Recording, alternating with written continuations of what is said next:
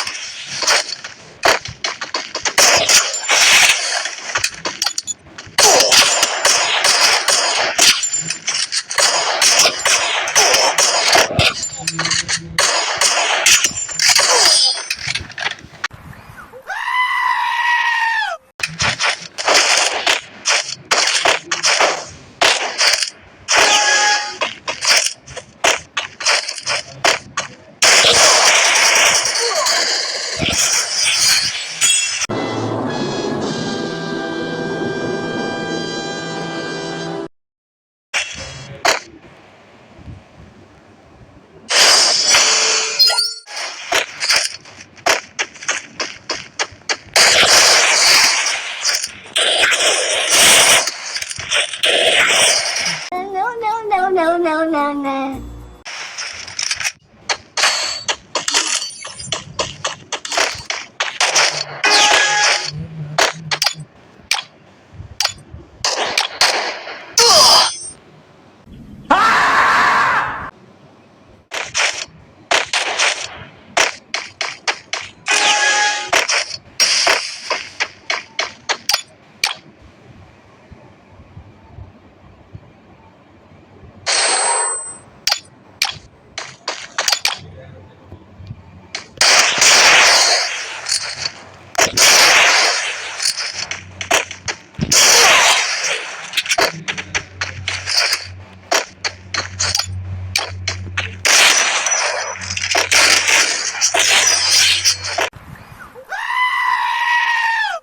இதோட நீங்கள் வீடியோட எண்டுக்கு வந்துட்டீங்க கைஸ். இதோட நம்ம வீடியோ முடிச்சிக்கலாம். லைக் பண்ணுங்கள், ஷேர் பண்ணுங்கள், சப்ஸ்கிரைப் பண்ணுங்கள். என் first channel cricket with Franklin, மறக்காமல் அதை போய் ஷேர் பண்ணி பாருங்கள்.